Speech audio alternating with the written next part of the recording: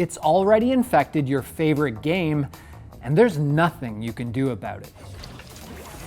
Skirt, oh baby. God. What? It's something that you'll see people constantly complaining about online, but many don't know what it is or how challenging it can be. If your game gets new characters, items, cards, or weapons on a regular basis, you've almost certainly experienced its influence. Power creep. What the hell is this infuriating bullshit, and where did it come from? Well, when new content is added to a game to keep the experience feeling fresh, it most likely has to be stronger and more exciting than what came before it. And as a result, these innovations often raise the base power level of the whole game, eventually rendering older content pointless or redundant. But it isn't a new concept. In fact, it seems power creep was first unleashed by tabletop RPGs like Dungeons & Dragons. Why are you casting magic missile? There's nothing to attack here. I'm attacking the darkness. In D&D, power creep was caused by the introduction of new source books, which added abilities, items, and classes that made old ones practically useless. Fuck, I can feel my neckbeard coming in thicker as I talk about this shit.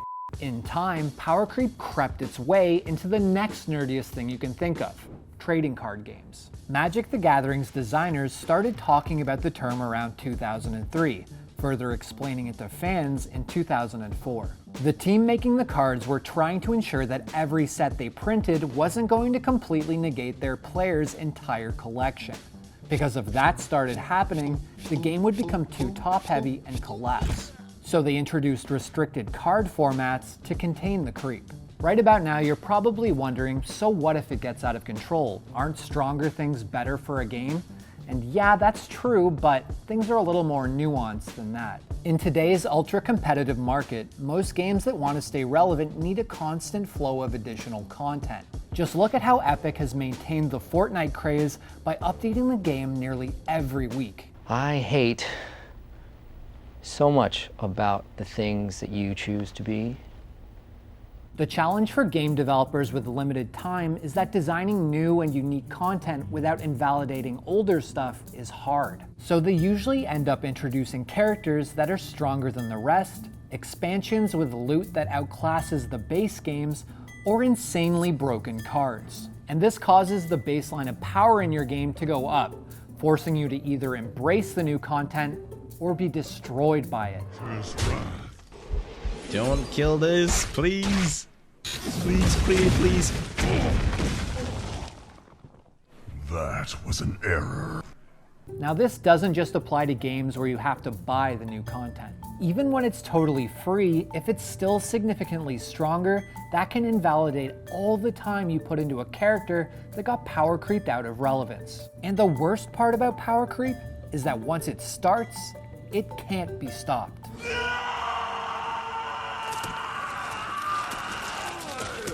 Designers are stuck because their next additions to the game have to be even stronger. Otherwise, what's the point? League of Legends has been dealing with power creep for the better part of a decade, with the game's earliest waves of champions having very simple one-dimensional kits, whether they were specialists in crowd control, damage, or boring players to tears. But the same can't be said for modern champions. Riot has learned a lot about character design over the years, and newer ones are much more complex than their simpler ancestors. Just look at Blitzcrank and Thresh, for example. Thresh has a hook, passively gains permanent armor, shields and pulls allies towards him, pushes, pulls, and slows enemies, and can even reverse his hook to dive them. While Blitzcrank, until recently, had a hook, a knock-up, and a silence. That was it. To reduce the gap between these generations of champions, Riot has taken to reworking older ones over the years. This ensures that they don't become completely obsolete, and it's been largely effective. It keeps him alive for now. A lot of damage on Cloud 9, and here comes your janitor, baby! Mop and bucket at the ready. It's Bjergsen on cleanup duty. Svenskera's gonna be taken low. Sneaky's gonna be taken down. Zazel drops next. Svenskera with the flash away, but Bjergsen is spinning that combo all the way around. TSM will find their fight! While League's far from perfect when it comes to power creep, it's in a pretty good place compared to Hearthstone. Blizzard's digital card game has been suffering from it since the release of its first expansion in 2014. Hearthstone's history is rife with power creep, but the best example of it might be Piloted Shredder, a card that was 4/3 for 4, capable of summoning a random 2-cost minion upon its death. What does that mean? For non-Hearthstoners, it basically meant that on top of having pretty aggressive stats, Piloted Shredder would get 6 mana's worth of minions for the cost of 4. And while a popped Shredder could set you on the path to victory, other times it could be the cause of your downfall. Never trade. Guys, thank you so much for watching. If you enjoy what are you fucking kidding me? Oh!